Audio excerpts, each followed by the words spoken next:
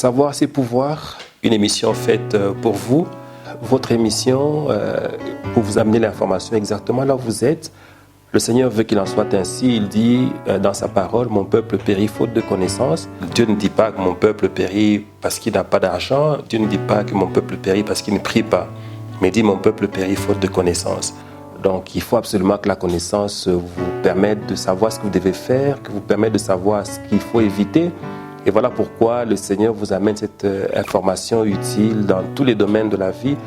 Savoir ses pouvoirs vous permettra de quitter la zone de non-connaissance et d'entrer dans la zone de connaissance. Et quand quelqu'un connaît, il acquiert un pouvoir qui lui permet de dominer, qui lui permet d'aller de l'avant, qui lui permet de faire des choses selon la pensée du Seigneur. Et nous nous sommes donnés comme charge d'amener la connaissance, celle que nous pouvons donner, de manière à ce que ceux qui en ont besoin puissent l'acquérir et ça leur permettra d'avoir une meilleure qualité de vie chrétienne. Cette émission est organisée pour vous. Suivez-nous par tous les modes que nous allons utiliser pour vous amener l'information et soyez connectés. Nous allons ensemble marcher de cette manière pour que Dieu vous amène dans la victoire par rapport à votre marche chrétienne. Donc nous retenons une chose, c'est que c'est important de savoir et c'est la raison pour laquelle nous disons savoir, c'est pouvoir. Soyez bénis et encore davantage bénis au nom de Jésus.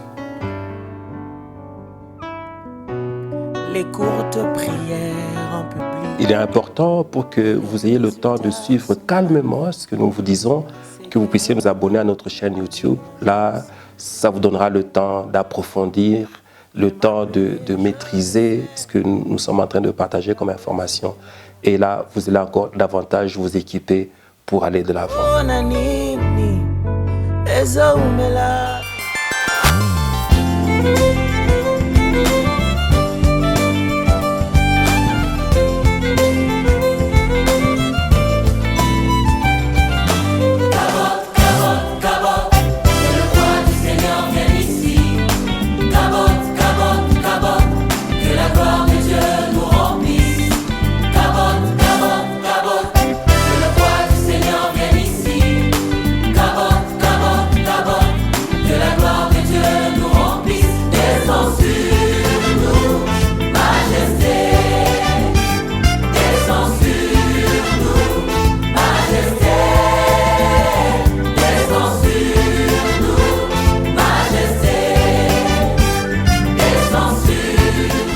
Shalom peuple de Dieu, nous vous souhaitons encore la bienvenue dans votre émission, notre émission Savoir ses pouvoirs. Savoir ses pouvoirs, une émission qui a pour objectif de vous donner la bonne information par rapport aux multiples questions que nous sommes en train de nous poser en tant que chrétiens et même aux différents défis que nous sommes censés relever et tout cela à la lumière de la parole de Dieu. Ce soir, nous continuons avec le thème que nous avions dû commencer la fois passée, c'est-à-dire la prière, et avec l'homme de Dieu, le pasteur Raymond. Bonsoir, homme de Dieu. Bonsoir, Joyce. C'est pour nous une très grande joie encore de vous recevoir ce soir dans notre émission. Moi aussi, je suis très content d'être là pour continuer ce que nous avons commencé ensemble. En tout cas, voilà, alors nous allons devoir continuer avec notre sujet. Vous tous qui êtes en train de nous suivre en ligne, n'hésitez pas, abonnez-vous à notre chaîne YouTube, laissez-nous des commentaires, aimez la page et partagez-la. Question de bénir plusieurs. Alors, nous allons devoir continuer avec notre émission sur le même sujet, la prière. Pouvez-vous nous faire juste un petit rappel au sujet de tout ce que nous avons vu la fois passée? Question de mettre dans le bain tous ceux qui viennent de nous prendre en cours, tous ceux qui viennent de suivre exactement cette émission. Alors, en résumé, ce qu'on peut dire, c'est que la prière, c'est une conversation avec le Seigneur, avec Dieu. Et elle est très importante parce que Dieu nous a confié la terre et nous devons y vivre, et nous devons exercer le ministère, nous devons faire toutes choses selon sa volonté. Et par la prière, nous parlons avec lui, donc nous savons ce qu'il veut que nous fassions. Ça nous permet de ne pas faire selon la chair, parce que nous avons toujours ce combat dans notre vie entre le divin et l'humain. Et l'humain. Donc la chair a tendance à essayer de nous guider. De dominer, oui. Et le Seigneur, Dieu est là pour nous mettre sur le droit chemin. Donc alors, si nous ne sommes plus en connexion avec lui, on risque de se perdre, être conduit par la chair. En ce moment-là, on commet beaucoup d'erreurs. Et donc, Dieu a mis en place ce mécanisme de communication avec lui qui est la prière. Et quand nous prions, il nous écoute et il fait un certain nombre de choses, notamment il nous parle aussi, il nous communique sa nature. Et c'est très important parce que dans sa nature, il y a l'amour, il y a l'omniscience, donc la compréhension correcte des choses. Il y a aussi la puissance dont nous avons besoin. Parce que dans ce monde ici, il y a beaucoup de combats que nous affrontons, pas contre les hommes, les esprits méchants. Et nous avons besoin que le Seigneur nous donne sa puissance pour qu'on soit vainqueurs. Donc c'est comme ça. En fait, la prière est le mécanisme que le Seigneur a mis en place, de manière à ce que le ciel intervienne dans nos affaires terrestres. Dieu ayant donné la terre aux hommes, comme cela est écrit dans les psaumes 115, verset 16, il est important que l'homme, pour que Dieu intervienne, qu'il l'appelle Dieu lui-même en lui disant, voilà, j'ai telle chose sur laquelle je voudrais que tu m'aides, et là le Seigneur se sent comme obligé de le faire. Sinon, si l'homme n'appelle pas Dieu, c'est comme si, il est lui-même capable. Or, nous savons que nous n'avons pas par nous-mêmes la capacité de faire ce que nous avons à faire. C'est pour cela que nous devons, en toutes circonstances, appeler Dieu, lui demander qu'il soit avec nous, qu'il nous accompagne. Et ce n'est pas la prière que nous le faisons. Pas la prière, oui. Voilà. Donc, à un moment, vous avez dit que Dieu nous communique sa nature. Voilà, et je crois que Dieu est saint. Est-il possible de recevoir aussi cette nature de sainteté par la prière? Oui, et c'est un aspect très important, d'ailleurs j'aurais dû le dire, c'est que dans sa nature, il y a aussi cette sainteté. Quelqu'un qui a beaucoup de prières, une vie de prière assez abondante, il se tiendra loin du péché. Loin du péché. Voilà, donc il se sentira plus proche de Dieu et loin du monde. Et ça fera que le péché ne va pas l'attirer avec trop de force. Il saura résister aux tentations. Vous savez que Jésus a dit à ses disciples, quand vous lisez dans Matthieu 26, chapitre 41, et verset 41, pardon, Jésus dit à ses disciples que veillez et priez afin que vous ne tombiez en tentation. Parce qu'il y avait une oppression énorme qui venait sur lui et ses disciples. Et donc, il a senti qu'il fallait qu'il leur dise ça pour qu'ils prient et de manière à ce qu'ils soient fortifiés par le Seigneur et qu'ils tiennent dans cette épreuve difficile qu'il avait. C'était presque la fin de son parcours, de sa mission sur la terre. Et donc, les puissants des ténèbres se sont concentrés pour l'amener à la mort, en fait. Parce que le diable ne comprenait pas qu'en amenant Jésus à la mort, c'est Jésus qui avait la victoire sur lui.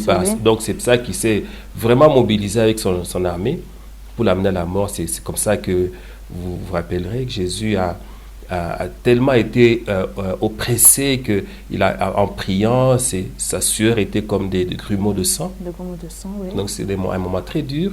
Et il savait aussi que les disciples étaient aussi affligés parce qu'ils savaient que c'était la fin. Et donc, ils avaient besoin de prier. C'est pour ça que la prière est très importante pour que Dieu nous communique cette nature-là, de sainteté, nous éloigne du monde, nous permet de tenir en fait dans ce monde qui est hostile à nous. Jésus dit, ils sont du monde, il parlait de ses disciples, ils sont dans le monde, mais ils ne sont pas du monde. Voilà, donc nous ne sommes pas de ce monde. Et c'est pour ça que le monde ne nous supporte pas. Le monde, c'est un monde des ténèbres qui n'aime pas la lumière. Voilà, donc alors, dans tout ce contexte-là, si vous n'avez pas beaucoup de prière, vous ne tenez pas. Le monde va vous entraîner à faire des choses qui vont déplaire à Dieu et qui vont vous amener à ne pas être conforme à la pensée de Dieu sur votre vie. Et c'est comme ça que les échecs viennent dans ce que nous faisons. Dans ce que nous faisons. Voilà. Alors, la fois dernière, vous avez dit que la prière, c'était un dialogue. Donc, nous entendons Dieu nous parler, nous lui parlons aussi. Alors, quelle est la partie la plus importante? C'est quand Dieu nous parle ou c'est quand nous parlons à Dieu? Non, tout est important dans la prière. C'est nous qui nous approchons de lui. Par la prière, on va vers lui et on lui parle. Et on commence par une adoration. Ce qui est normal, si quelqu'un vient d'emblée comme ça, il entre dans ton bureau, ta chambre, il commence à demander des choses, tu vas trouver ça déplaisant. Vraiment. Donc il y a quand même une approche, et cette approche-là, c'est l'adoration, c'est en fait dire à Dieu ce qu'il est, exprimer sa reconnaissance pour ce qu'il fait, avant de commencer éventuellement à lui poser des problèmes, à lui soumettre des requêtes. Et donc, cette phase est importante aussi, même pour Dieu lui-même. En fait, c'est comme tout père avec ses enfants. Dieu a besoin, il aime ça, il aime que nous l'approchions comme ça. Et alors, au même moment, lui aussi, il a le temps de nous parler. Et tout ça est important, en fait, c'est tout ça qui fait la prière. Parce qu'on ne peut pas, dans une communication, un dialogue, dire non, ce qui est plus important, c'est que tel dit ou tel autre. On communique, en fait, on dialogue, on converse. Et tout ça fait la prière. Et donc, toutes les phases sont importantes. Voilà. Mais ce que je voudrais ajouter, c'est que, en fait, nous, nos paroles nous aident, enfin, nous permettent simplement de nous approcher de Dieu. Mais ce qui change les situations, c'est quand même la parole de Dieu. Donc, nous avons besoin de ça. Et c'est une bonne manière de prier que nous devons connaître, c'est prier Dieu jusqu'à ce qu'il parle. Parce que lorsqu'il nous parle, il nous éclaire, ses paroles peuvent changer les situations. Parce qu'un mot de Dieu, une déclaration que Dieu fait, parce qu'on a prié, bon, elle peut changer toute chose. Et voilà donc pourquoi il faut que on soit vraiment assidu, qu'on ne fasse pas des prières juste flash, mais qu'on connaisse cette culture-là de dire je prie, mais je veux aussi que Dieu me parle. Et qu'on soit concentré pour écouter ce qu'il dit. Et c'est alors qu'on verra que chaque moment de prière est un moment où il y a un plus, palpable dans nos vies. Donc on ne multiplie pas juste les prières, mais chaque fois on a des changements qui viennent dans nos vies. Et c'est en ce moment-là que la prière devient un exercice agréable. Sinon c'est comme une corvée, c'est lourd, parce qu'on fait des prières mais on ne voit pas les résultats. Voilà. Et on devrait d'ailleurs interpeller les chrétiens là-dessus. Vous faites des prières, mais faites aussi des évaluations. Par rapport aux prières, pour savoir depuis qu'on a commencé à prier, qu'est-ce qu'on a obtenu. Si on n'obtient rien, c'est que soit qu'on ne prie pas Dieu, soit qu'on prie mal. Soit on ne prie pas Dieu, soit on prie mal. Oui, c'est-à-dire on s'adresse à quelqu'un d'autre que Dieu. Parce que Dieu, oui, absolument, parce que Dieu, lui, il est là pour nous faire du bien. Alors donc, si vous vous adressez, parce qu'il y a beaucoup de choses, les gens ont trouvé toutes sortes d'intermédiaires et s'adressent à eux, et les gens, ils ont des formules simplement, des formules qu'ils ont apprises sans connaître Dieu. Donc au moment où ils s'approchent, en fait, ce n'est pas exactement à Dieu qu'ils s'adressent parce qu'ils ne comprennent même pas ce qu'ils font. Alors là, c'est très compliqué. Là, c'est à ce moment-là qu'on n'a pas beaucoup de réussite. Et aussi quand on prie mal, quand vous lisez dans Jacques, chapitre 4, verset 3, je crois qu'on peut lire ce verset-là. On peut le lire. Jacques chapitre 4, verset 3.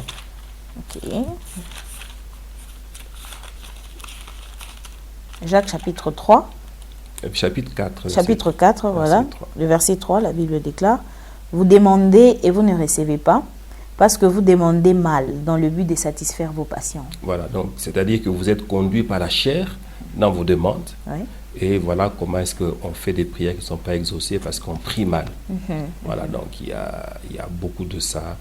Nous avons lu la fois dernière ce qui est écrit dans Éphésiens chapitre 6, 18, où le Seigneur nous demande de prier par l'Esprit. Donc on soit inspiré par l'Esprit dans nos prières. En ce moment-là, on fait des prières qui sont conformes à la pensée de Dieu. Et là, on a sûrement l'exaucement. Parce que Dieu attend ça, il aime ça. Il veut que nous soyons à ce niveau-là. Et on est inspiré par l'Esprit. On s'approche et on lui parle de manière à ce qu'il sente que ce que nous disons est conforme à ce que lui veut. Alors, à ce moment-là, il ne peut qu'agir dans la direction que nous souhaitons, en fait. Qui est aussi la direction qu'il a lui-même indiquée pour notre prière, pour notre vie. En tout cas. Et quel est l'impact de la prière dans la vie d'un humain, dans la vie d'un individu, dans la vie d'une communauté, dans la vie d'une nation? Quel est l'impact de la prière? Dans la vie d'une personne, si quelqu'un ne prie pas, il ne peut pas réussir dans la vie. C'est clair, parce que si vous ne priez pas, c'est que Dieu n'est pas impliqué dans ce que vous faites. Vous ne priez pas, vous n'avez pas la force de Dieu.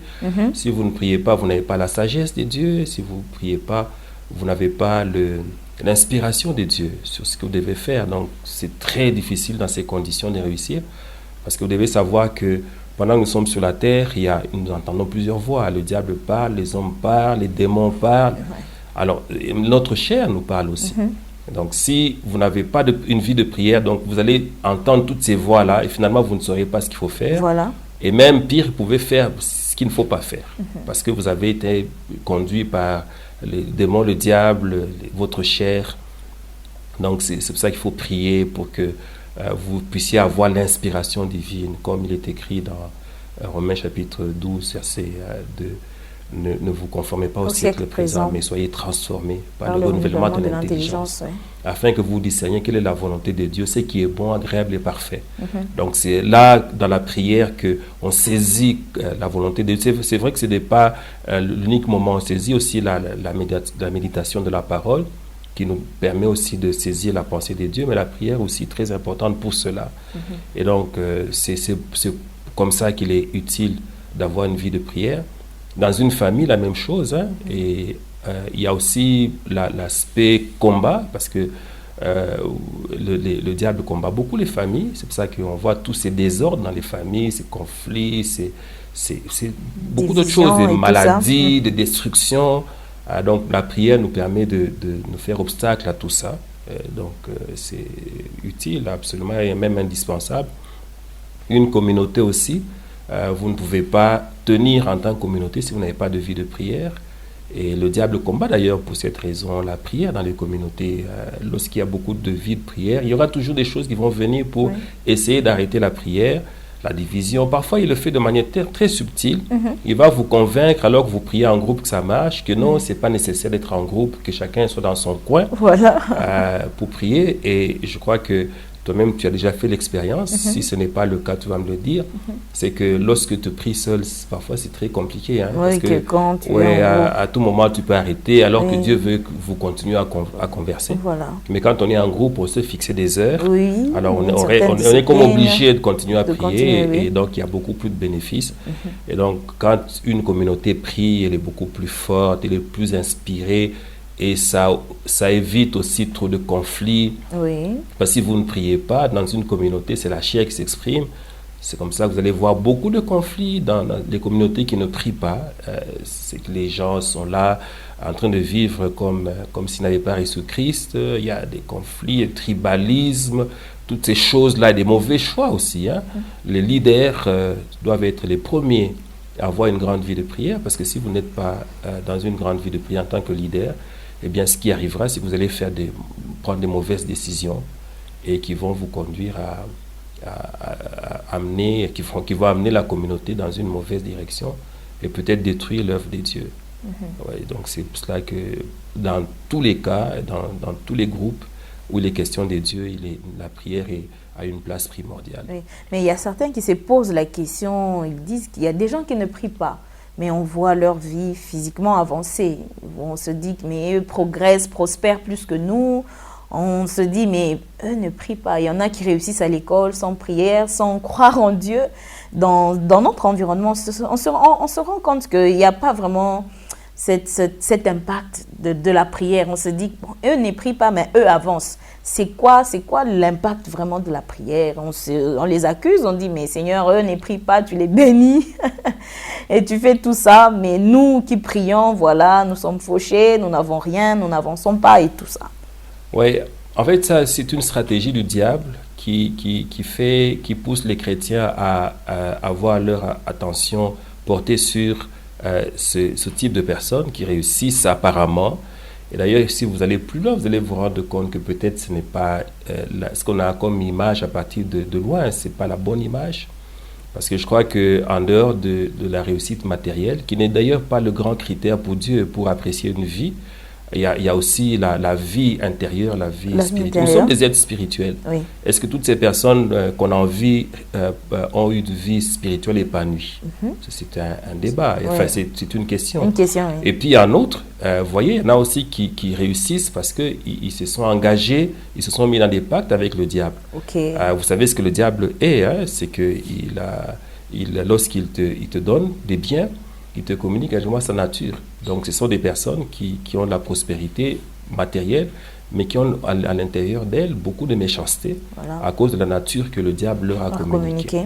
Alors, moi, je ne pense pas que nous devrions nous envier ce type de personnes. Nous sommes enfants de Dieu et notre concentration doit être sur les questions spirituelles. Mais pour le reste, c'est vrai que Dieu veut aussi que nous réussissions. C'est pour ça qu'il est écrit dans 3 Jean 2. Bien-aimé, je souhaite que tu prospères à tous égards et que tu sois en bonne santé comme prospère l'état de ton âme. Dieu veut que nous prospérions à tous égards. Mais quand vous allez si vous étudiez la question, vous allez réaliser qu'il y a des chrétiens qui réussissent à tout point de vue. Voilà. Et le diable ne voudra pas que vous regardiez ces gens-là.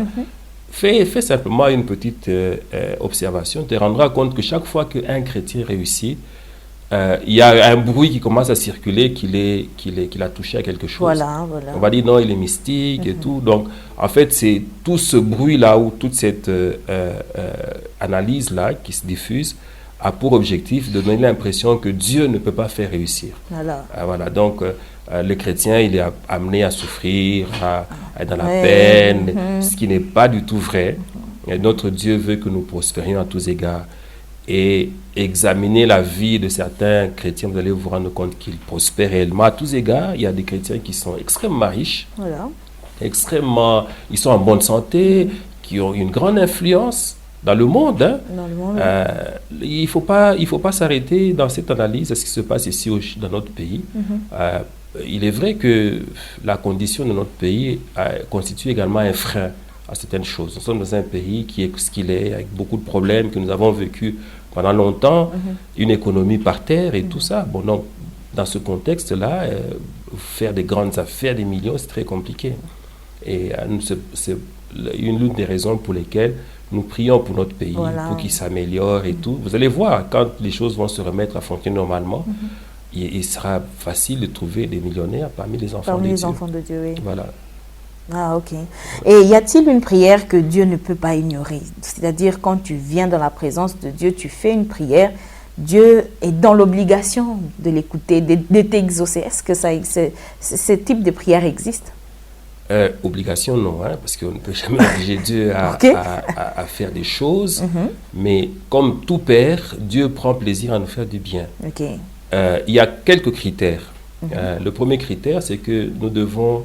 le Seigneur veut que nous prions avec foi. Avec foi. Que nous prions avec foi. Le Seigneur veut que nous prions avec persévérance.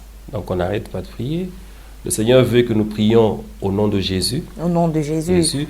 Et par rapport avec la foi, la parole de Dieu dit, je crois qu'on peut lire ça, ce qui est écrit dans Marc, chapitre 11, verset 24. Marc, chapitre 11. Oui, verset 24. Ok. La Bible déclare... C'est pourquoi je vous dis, tout ce que vous demanderez en priant, croyez que vous l'avez reçu et vous le verrez s'accomplir. Voilà, donc tout ce que vous demanderez en priant, croyez que vous l'avez reçu. Cela signifie qu'après la prière, il faut que tu fasses comme si ce que Dieu t'a dit qu'il t'avait donné, comme si tu l'avais déjà. Et tu commences à marcher avec ça. Voilà. Si Dieu te dit, voilà, je t'ai élevé, marche comme un homme élevé.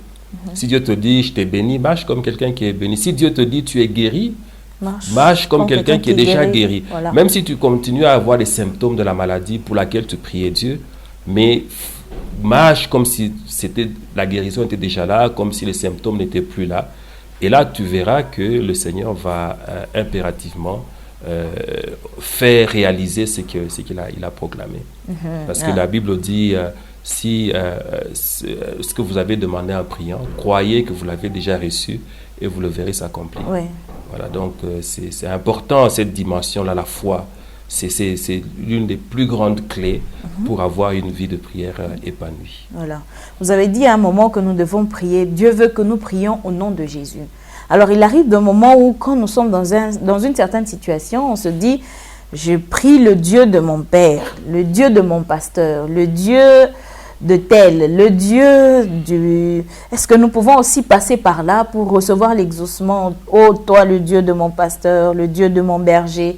Est-ce que nous pouvons aussi passer par là pour recevoir l'exaucement?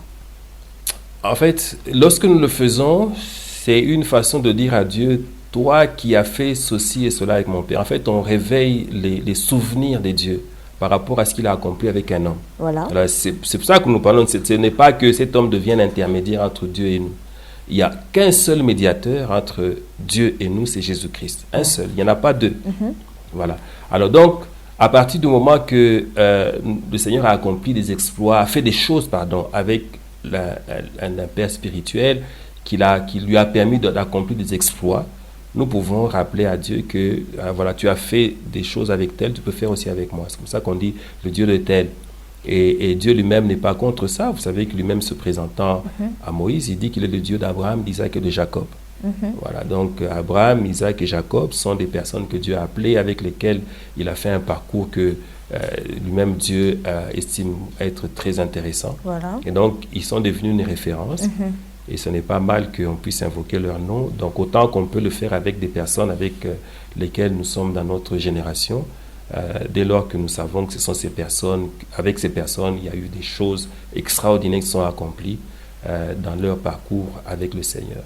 Voilà, toujours à la lumière de la parole de Dieu, nous vous exhortons à vous abonner à notre chaîne YouTube. Nous sommes en train d'apprendre, nous continuons toujours à être éclairés. Et abonnez-vous, n'hésitez pas de liker, même de partager. Pourquoi pas de nous laisser des commentaires. Question pour nous de voir si vous avez été édifiés et d'arranger les choses dans la mesure du possible. Alors, homme de Dieu, nous continuons. Alors, comment pouvez-vous expliquer cette expression qui dit qu'une vie sans prière est une vie morte? Comment vous pouvez expliquer cela? Effectivement, et particulièrement pour un enfant de Dieu, lorsque vous n'avez pas de prière, c'est comme si vous n'étiez plus connecté à la source. Oui. Imaginez-vous votre téléphone. J'ai entendu un homme de Dieu, une servante de Dieu dire ça, je ne sais plus très bien, mais ça m'a beaucoup intéressé, sa façon d'exprimer ça. C'est que vous avez un téléphone qui a tout ce que vous avez comme application, formidable, ça vous permet de communiquer, faire beaucoup de choses, vous connecter à l'Internet et tout ça.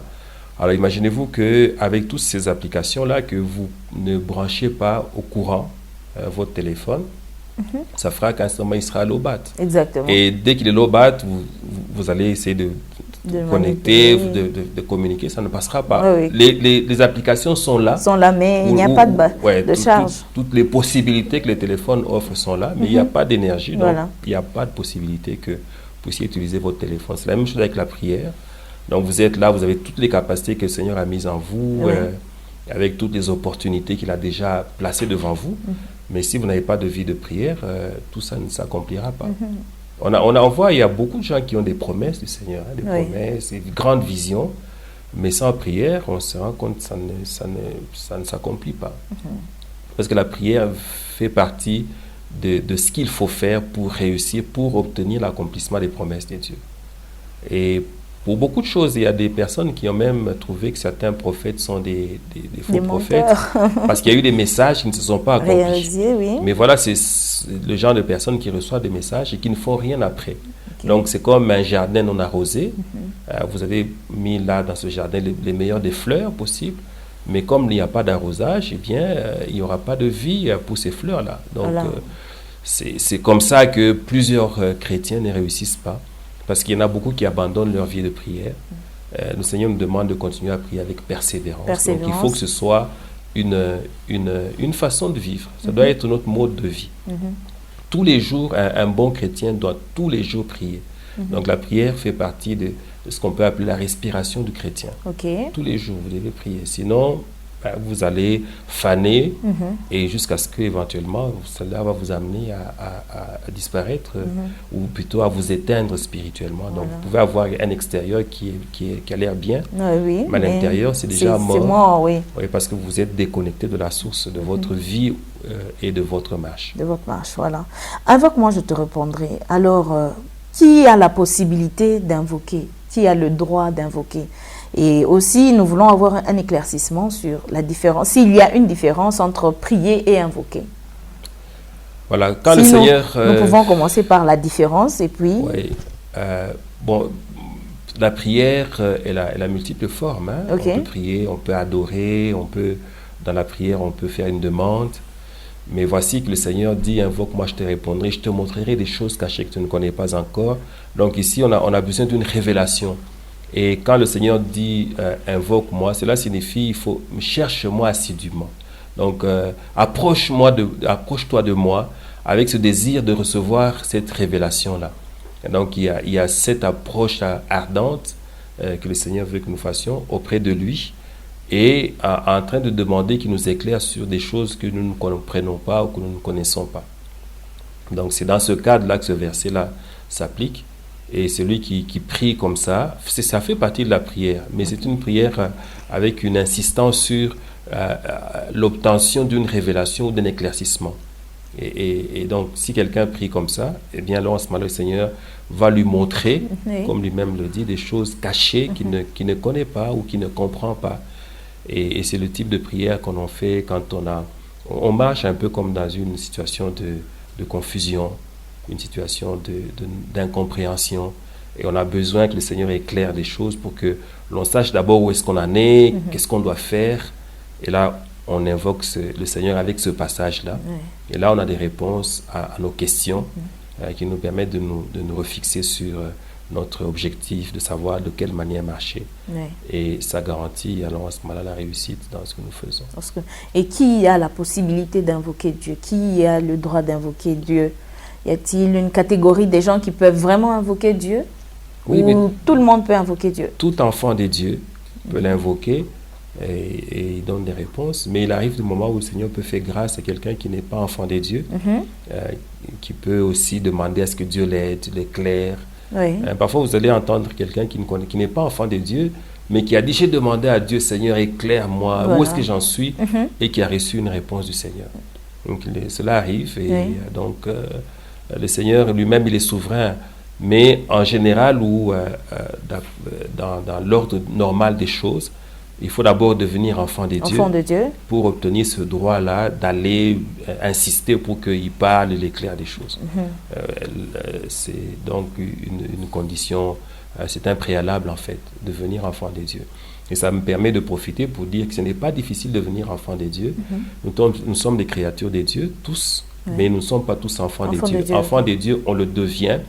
Et simplement en invitant Jésus-Christ dans sa vie comme Seigneur et Sauveur. Et à partir du moment qu'on fait cette prière, ce qu'on appelle la prière d'acceptation, en fait, chaque fois que le Seigneur nous parle, quand on n'est pas encore ses enfants, c'est une façon pour lui de nous demander de le recevoir. Alors, quand vous acceptez de le recevoir, et là, vous lui parlez. C'est comme si un garçon demande la main à une fille. Tant que la fille ne lui a pas parlé, le garçon insistera pour dire « mais il faut que tu me parles ». Même si la fille, par ailleurs, fait comme si elle était d'accord, mais vous allez voir le garçon continuellement en train de lui dire « mais parle-moi, dis-moi quelque chose ». Il a besoin que la fille lui dise clairement « oui ». De la même manière, quand le Seigneur nous parle de diverses manières, il veut que nous puissions clairement lui dire « oui ». C'est cette prière-là, quand on l'a fait en acceptant Jésus-Christ comme Seigneur et Sauveur, cela signifie qu'on soumet sa vie à Jésus, qui est le seul chemin pour arriver à Dieu, parce que lui-même l'a dit, je suis le chemin, la vérité et la vie. Et donc, c'est comme ça qu'on devient enfant de Dieu, après cette prière-là. Simple, disant, Jésus, je reconnais que j'ai marché seul, que je ne suis pas en ordre avec toi, avec la parole de Dieu. Je t'appelle, deviens mon Seigneur et mon Sauveur. Simplement comme ça, quand on a fait cette prière, on va d'ailleurs, pour plusieurs, ils vont sentir que quelque chose se passe de spécial dans leur vie, qu'il y a une force, une paix qu'ils n'ont jamais expérimentée qui se manifeste. Donc c'est en fait le signe que Dieu montre qu'il a accepté la prière, qu'il s'est investi enfin comme père dans la vie d'une personne. Et dès cet instant-là, alors on a tous les droits d'un enfant de Dieu. Et pour parler d'une autre manière, on a tous les droits d'un citoyen du royaume. En tout cas. et c'est à ce titre-là qu'on peut alors aller auprès de Dieu, l'invoquer, donc insister pour dire, Seigneur, éclaire-moi, montre-moi, fais-moi comprendre, fais-moi savoir. Et c'est cette invocation-là qui permet à ce que Dieu réponde et nous éclaire et qui nous montre les choses cachées. Voilà. En parlant de cela, est-ce que nous pouvons nous dire, reconnaître l'exaucement de Dieu ou le fait que Dieu nous a écoutés par une sensation? Par exemple, je dis que je sens que Dieu m'a écouté. Mais il y a certains qui vont vous dire que je ne sens rien. Je sens que le ciel est fermé. Je sens que Dieu ne m'écoute pas. Je sens que tout est bloqué. On a besoin de sentir ou on a besoin de croire? La marche que le Seigneur veut que nous puissions avoir est une marche par la foi. C'est une marche alors qu'on n'a pas vu, mais on fait comme si c'était déjà fait. C'est comme ça que le Seigneur veut que nous puissions marcher. Et le Seigneur ne veut pas que nous puissions nous fier à nos sentiments, à nos sentiments humains. Parce qu'il y en a qui veulent des chairs des poules, il y en a qui veulent sentir qu'ils ont un peu froid, ils ont eu un peu chaud, ils ont transpiré pour croire que le Saint-Esprit les a visités et tout ça. Le Seigneur lui-même fait ça, il fait sentir, mais généralement il fait sentir essentiellement à ceux qui sont des enfants spirituels. Donc il sait qu'à leur niveau, s'il ne leur fait pas sentir, ils ne croiront pas. Hein, Ok. c'est comme Thomas, il a fallu qu'il voie lui-même Jésus-Christ, qu'il touche Voilà. ses mains et pour qu'il croie. Hein, et Jésus est même venu lui montrer son côté. Voilà. Ah, voilà. Donc c'est alors qu'il a cru. Donc il y a des enfants spirituels comme ça, et Dieu lui-même, dans la marche avec eux, il fait qu'ils sentent. Voilà. Mais plus on grandit, moins on a besoin de sentir. Alors, à partir du moment qu'on a reçu de Dieu la parole, qu'il a agi, bon, on croit qu'il a agi. Et le Seigneur veut que nous puissions plutôt marcher avec que ce soit spirituellement, précisément, que nous puissions saisir ce qu'il nous donne. Et il peut arriver que le discernement spirituel s'exprime en des sensations. Ça peut arriver.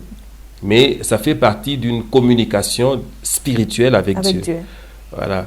Mais les sentiments ne doivent pas être le guide de l'exaucement ou le thermomètre de l'exaucement. Oui. Voilà, on peut faire une prière.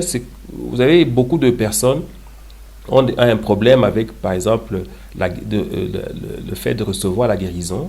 Vous pouvez prier pour quelqu'un, il veut sentir, alors que la guérison est déjà là. Alors, tant qu'il ne sent pas, il n'a pas l'impression qu'il est guéri. Donc il y a des personnes comme ça. Alors il faut leur expliquer que ça ne dépend pas de nos sentiments. À partir du moment qu'on a prié selon la pensée de Dieu, eh bien, la guérison est là et c'est fait. Donc il faut seulement la recevoir par la foi et commencer à déclarer qu'on est guéri. Voilà. Et par rapport à l'organisation de nos séances de prière, par exemple, nous avons un groupe des gens, nous voulons prier. Y a-t-il une différence quand nous prions dans une maison d'habitation ou quand nous prions dans un lieu consacré, appelé église Oui. Y a-t-il une différence? Parce qu'il y a certains qui vous diront, quand nous prions à la maison, les démons restent dans la maison. Mais quand nous prions à l'église, ils vont rester à l'église parce que l'église, c'est un lieu consacré. Est-ce qu'il y a vraiment une différence par rapport à ça? Bon, la différence est dans l'attitude, en fait. Et l'attitude est très importante pour le succès en toute chose, même dans la prière. Hein. Et par moment, quand on est à la maison, peut-être qu'on ne donne pas assez de sérieux à ce qu'on fait. Vous pouvez, en train de prier, au même moment, vous avez envie d'aller à la cuisine, vous y allez. Et vous n'êtes pas assez concentré.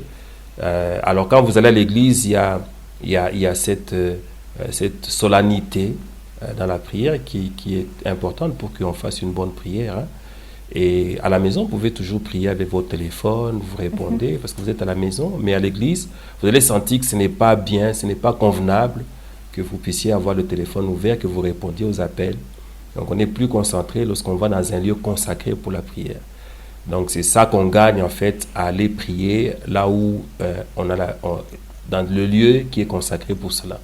Lorsque on fait une prière de délivrance à la maison, il peut arriver effectivement que les démons partent, mais lorsqu'ils rentreront pour essayer de réoccuper leur lieu, ils vont retrouver cette maison-là, d'où on les a chassés.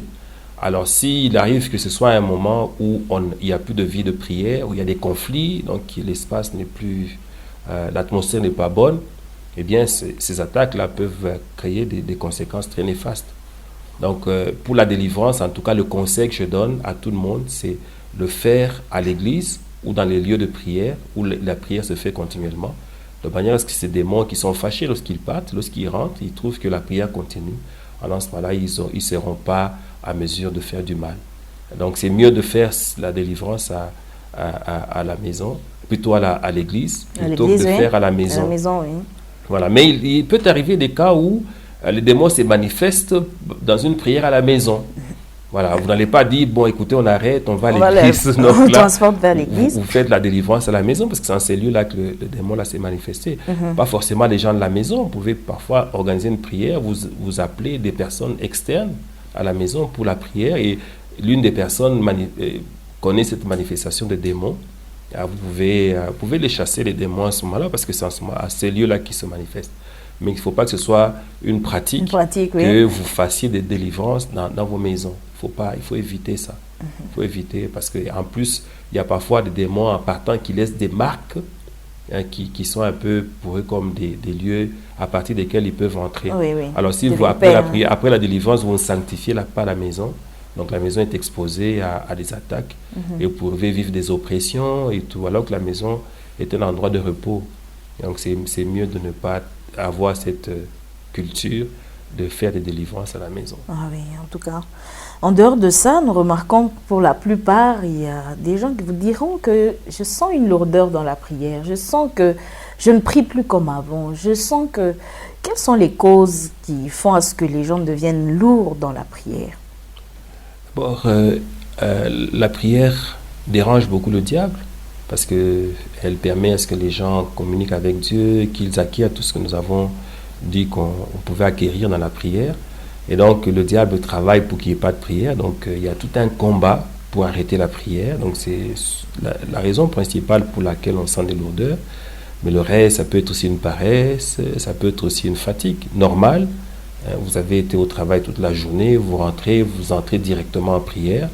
Le corps, il est ce qu'il est. Donc, il fonctionne avec des mécanismes tels qu'il y a des moments où il faut absolument le repos. C'est pour cela qu'il faut par moment simplement, lorsque vous êtes trop fatigué, reporter la prière. Dieu n'est pas contre ça, même si vraiment vous avez fixé une heure tous les jours de prière, mais si vous rentrez d'un voyage ou d'un grand travail, vous êtes fatigué à cette heure-là, vous pouvez toujours dire à Dieu, Seigneur, je suis fatigué, je me repose un peu, je prierai plutôt à telle autre heure. Dieu ne va pas s'opposer à ça. Donc c'est tout ça qui fait la lourdeur. Aussi, par moments, ce sont les sentiments. Lorsqu'on a été blessé pendant la journée, ou à un certain moment ou à un autre, lorsqu'on a des ressentiments, on a des problèmes, des dettes, et tout ça crée de lourdeur dans la prière. Parce qu'au moment où on est en train de prier, on est aussi en train de penser à toutes ces choses-là. Voilà. Ah oui, donc ça crée une lourdeur et tout. Et la meilleure façon pour se dégager de ça, c'est commencer par, au moment où on commence la prière, dire à Dieu, Seigneur, j'ai tel problème. De lui exprimer ce qu'on a comme sentiment ou on a comme difficulté. Oui, voilà. On dépose le fardeau à ses pieds avant de démarrer les autres phases de la prière. Oui, quand on fait comme ça, on va se sentir comme si on avait une délivrance par rapport à ces choses-là. Oui. Et là, on peut décoller dans la prière, monter et avoir une bonne communication avec Dieu, avec son esprit. En tout cas, voilà, nous sommes en train pratiquement d'atterrir, homme de Dieu. Que pouvons-nous retenir par rapport à la prière? Déjà que nous avons vraiment abordé certains sujets. Que pouvons-nous retenir en général par rapport à tout ce que nous avons parlé aujourd'hui? Voilà, ce qu'il faut retenir, c'est qu'on ne peut pas vivre une vie chrétienne épanouie sans prière. On ne peut pas réussir dans sa marche chrétienne, surtout pour nous les enfants de Dieu, si on ne prie pas. Parce que dans la prière, on est en conversation avec notre Père et notre Père nous inspire, nous communique sa nature, nous donne des stratégies pour tout ce que nous avons à faire et il nous donne donc cette force pour aller de l'avant. Et si elle n'est pas là, on ne saura pas s'en sortir. Donc, il est utile que chacun s'organise pour avoir du temps dans la prière. Du temps dans la prière, soit individuellement, c'est indispensable d'avoir des prières individuelles, soit en petit groupe. Oui. Et j'ai déjà remarqué que lorsque on prie en petit groupe et que l'on est tous connectés, qu'on a une bonne vie, on a facilement les révélations. Okay. Et voilà, il faut aussi respecter les programmes de prière dans la communauté dans laquelle on vit. Et là, on est sûr de bénéficier de tout ce que le Seigneur donne lorsqu'on prie. La prière est un rendez-vous du donner et du recevoir. Non pas seulement pour nous parler, mais nous allons pour recevoir du Seigneur. Et donc, ce rendez-vous, il est si précieux pour chacun d'entre nous. Et Dieu veut que ce rendez-vous soit quotidien et que nous prions le plus régulièrement possible. Et la parole de Dieu nous dit prier sans cesse. C'est que nous devons être des personnes qui prient sans arrêter de prier. Ça ne signifie pas qu'on doit être tout le temps à genoux, mais qu'on doit être dans une attitude de communication avec Dieu à tout moment. Même au milieu du bruit, on peut toujours recevoir une pensée divine si on a cette attitude de prière-là. Voilà. En tout cas, merci beaucoup. Savoir, c'est pouvoir. Nous avons vraiment été éclairés. Merci beaucoup, homme de Dieu, pour votre disponibilité. Je vous en prie. En tout cas. Alors, nous prenons rendez-vous pour la fois prochaine. Nous prenons rendez-vous au prochain numéro. Restez toujours branchés à cette émission. Savoir, c'est pouvoir. Question pour vous d'avoir beaucoup plus de lumière par rapport à toute question qui cadre avec la vie chrétienne et nous allons avancer comme ça. N'hésitez pas de vous abonner à notre chaîne YouTube, liker, partager cette vidéo. N'hésitez pas de nous laisser des commentaires, questions, pour nous aussi de voir comment nous devons vous atteindre ou améliorer les choses. Que le Seigneur vous bénisse. D'ici là, portez-vous bien. Que la gloire